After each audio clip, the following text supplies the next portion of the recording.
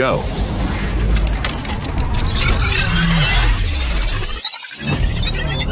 It flies slow, but gives ground troops peace of mind. It looks ugly, but makes enemies tremble.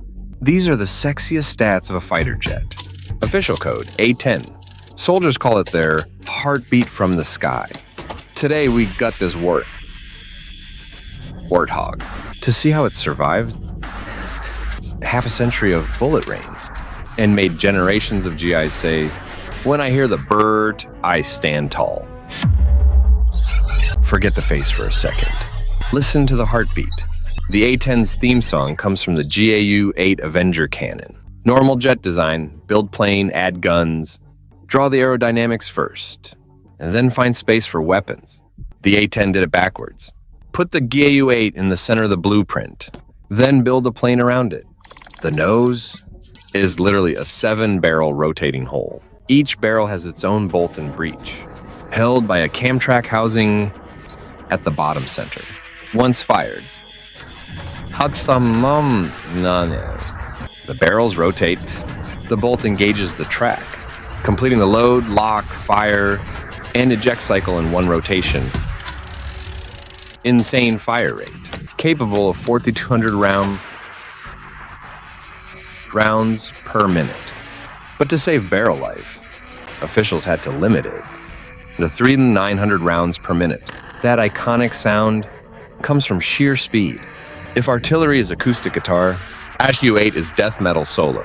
So, human ears can't distinguish individual shots. Muzzle velocity exceeds 9 Martin members, faster than the speed of sound. Ground troops say, if you hear the BRRRRRT, you weren't the target. The gun is mounted slightly left, but the firing barrel sits dead center.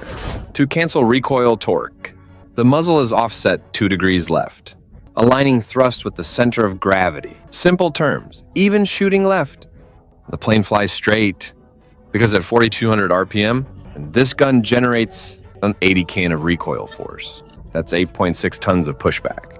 Both A-10 engines at full power only make about 75 kN, 81 tons of thrust. So, it feels like hitting the brakes, slowing the plane down. Though average burst recoil is about 4.5 tons to feed this beast. There's an ammo drum inside, holding up to 1,200 rounds of 30mm shells. But in combat, they usually carry 1,174 rounds. Full auto empties it in 17 seconds. Each GAU-8 bullet is huge. Longer, thinner, heavier than a soda can. A can is 53 mm, 34 mm. A 30mm round is 90 mm. Since the drum is way forward, ammo consumption shifts the CG, risks throwing the plane off balance. To fix this, and spend casing cycle back into the drum, instead of ejecting, they act as ballast weight. Bonus benefit, prevents brass ingestion into the engines. Typical combat mix, 4 armor-piercing incendiary, API, and a 1 high-explosive incendiary, HCI. But inside isn't just powder. It's depleted uranium, DU. Sounds like nuclear waste, but it's super hard and self-sharpening upon impact. Unlike other metals that flatten, DU sharpens as it penetrates, digging deeper into armor.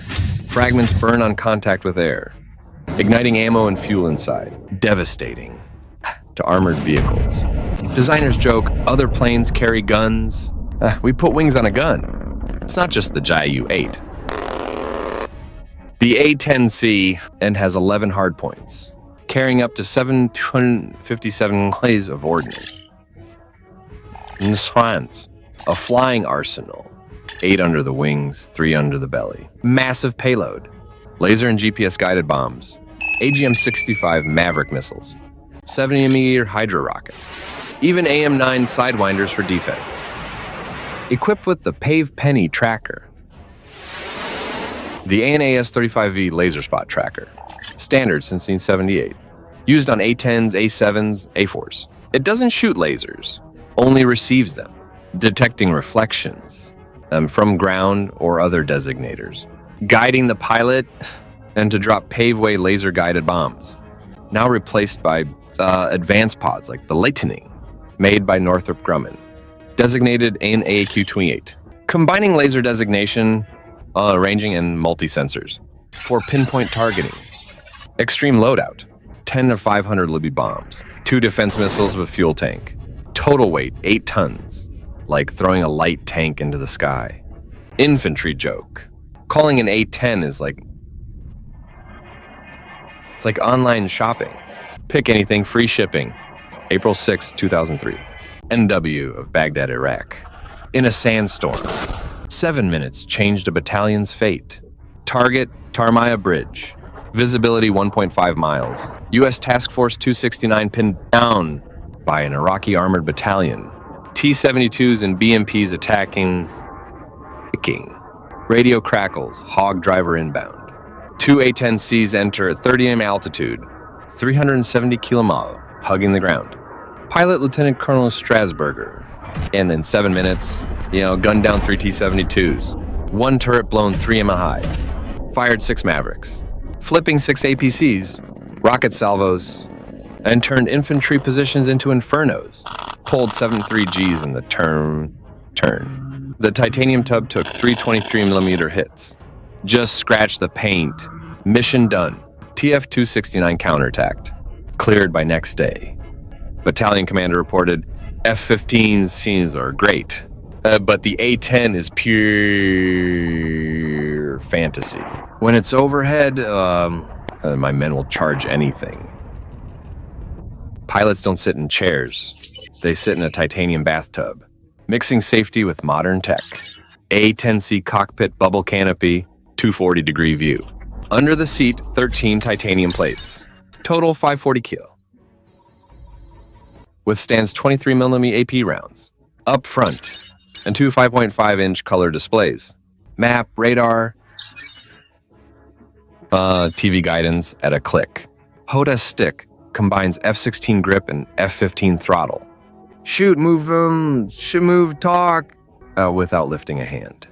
Redundancy is insane. 2 hydraulic systems plus 1 manual. Hydraulics gone. Fly home on cables and pulleys. Battery plus APU. It can self-start engines. Airfield bombed out. Take off from a highway. Pilots joke it's not a plane, it's a flying armored toilet. Even the landing gear doubles as skis. Main gear is semi-exposed. Wheels protrude when retracted. In a belly landing, wheels hit first. Acting like sleds. 2003, Colonel Campbell's nose gear jammed. She held the nose up 12 degrees. Touched rear wheels down. Skidded to a stop on the nose. Ground crew used a jack and sheet metal. Plane was fighting 7 days later. Maintenance crew. The hog wears its own knee pads. So why retire it? Years of glory. But the U.S. wants it gone by 2029. Reason is real, too slow. Against S-400s or HQ-9s, and it's locked before it sees them. Radar cross-section is small. But no stealth coating. Modern IR missiles, and spot its heat from 30 kilometers away. U.S. strategy shift. Kick the door down, then mop up. Low and slow is getting too dangerous. But soldiers protest. F-35s are cool, but too high and too fast. They can't hear us scream. Why care? Why does an old U.S. plane matter to us? 1, it's the ultimate case study and focus. Kill tanks, save infantry. Subtract everything else. Sacrifice looks, speed, versatility. 2, a textbook on survivability.